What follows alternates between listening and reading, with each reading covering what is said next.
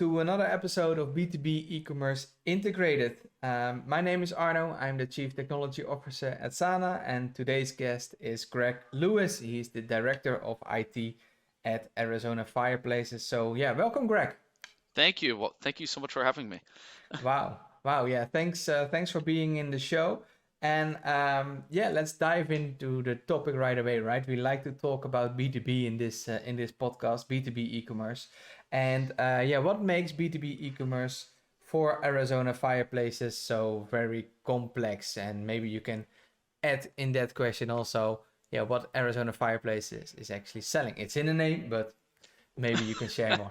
It is a little straightforward, but we supply fireplaces, barbecues, patio heaters, anything with fire.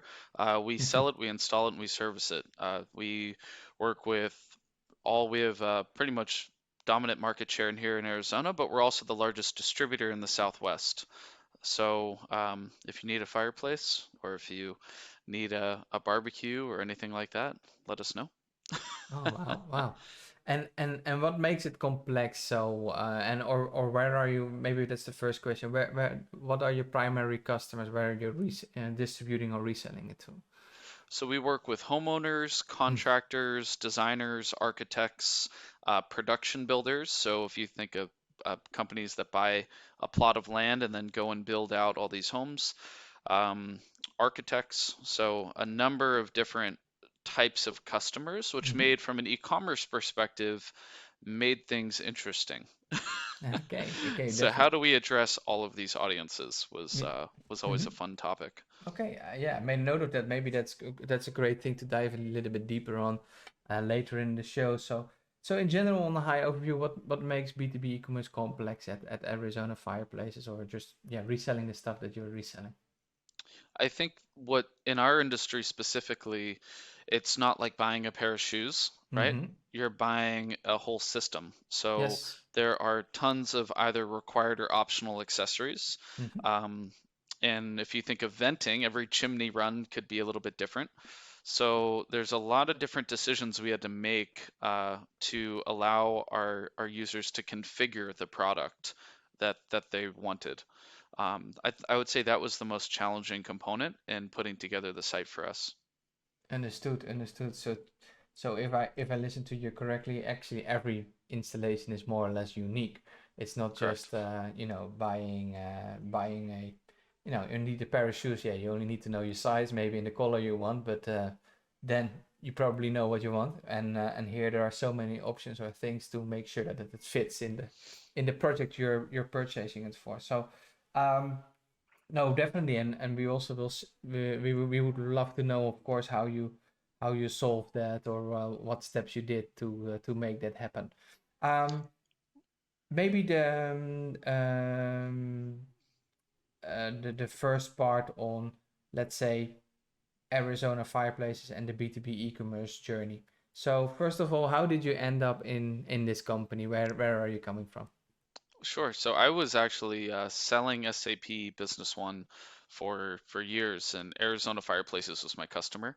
And I Okay. came out to experience Arizona as a consultant, and I went to Sedona. I saw the Red Rocks. I saw how Mm-hmm. beautiful Arizona is. And the next time I came out here, I brought my wife with me, and we said, "Wow, this is stunning. We have to come out here."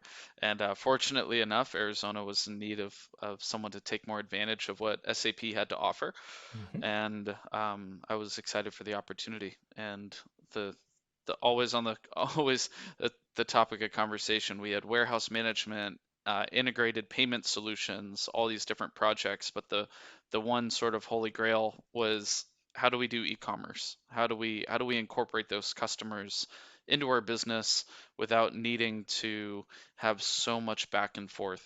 How do we allow them to educate themselves? And that's where um, we looked at a number of different solutions, honestly.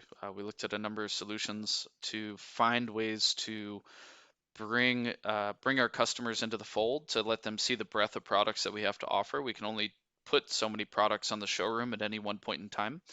And the other aspect of it was there's a lot of learning, there's a lot of brochures, and Mm-hmm. that's a lot of weight on our sales team to constantly be educating from the ground up every time.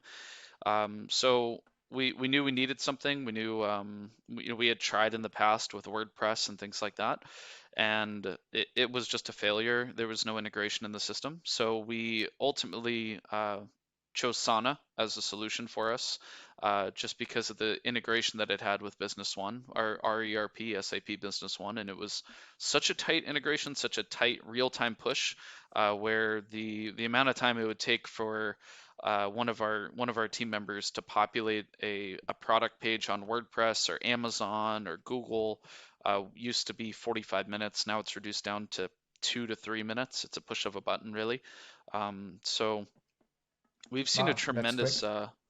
yeah, we've really pushed hard. And I think that's one of the reasons why, I'm so excited to be here with Arizona Fireplaces is to this company's been around for 43 years, and there's just a never-ending list of areas for improvement. And this was a really, really fun project, and we're still having a lot of fun with it. Okay, wow. So let me digest that a little bit. So I think you started, yeah, like all with all challenges you have, yeah, or with all new projects, you start with some challenges and that you want to overcome, right? And yeah, it seems like that was already quite an innovative company, that there were already many projects going on, things that you automate, etc., etc. But e-commerce was still lagging, and one of the things that you, if I listen carefully to you, was like, okay, we want to show all the products. It's just physically cannot fit in the showroom. That's a nice one. We do not hear that often. Of course, we hear a lot of the stories that yeah, we want to sell more or our catalog is bigger than that. But you mentioned it really, you explain it really visually. So I just imagine a showroom, and not every configuration can fit in there. So or every product type can fit in there. So, and you can do that online, of course, as well. But the second one I think is even more intriguing is about the education weight on your sales force, right? So if you have a yeah pretty big um, amount of product lines or and knowledge around it, and you, every time you need to bring the sales team up to speed or new people up to speed, that is quite difficult. So if you can do that online and bring a part of that problem into the hands of these B2B buyers that can can solve it themselves, then you're actually yeah creating something that is sustainable and also future why it will stay alive, right? It's I think that is working on the right stuff. So that is great, great starting point for a project. Then you did some exploration on different systems, and then yeah, then we end up on the integration part. Of course, you had already some knowledge in B1, um, but yeah, on the integration part, you already mentioned it's about time saver for you now. But are there other benefits that you say, or other challenges that you have overcome that you could not overcome with other systems, or yeah, or what was just not working well for you? Accuracy, visibility are all things that are definitely critical for us. It wasn't, we have a very customer first mentality. We're going to do whatever we can to make things as easy as possible for the customer. Mm-hmm.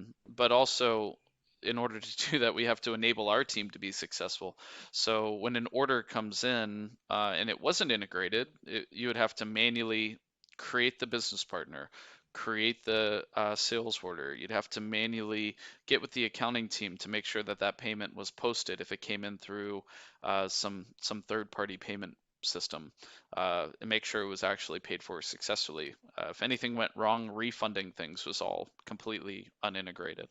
So the whole process was extremely manual, and maybe the prices had changed, right? Since that fireplace used to be say $5,000. Well, now it's $7,000, and nobody took the time to go through the 20,000 SKUs and update the pricing. Mm-hmm. So the lift on the team was monumental. Now I'd say the warehouse is real time plugged into what's going on. The sales team is plugged in immediately with what's going on.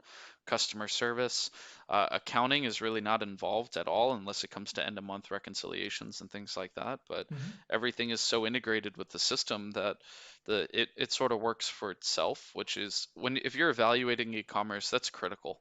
Mm-hmm. It's very difficult to scale the business and to invest more into marketing, always on your heels, wondering if you're going to be able to handle it.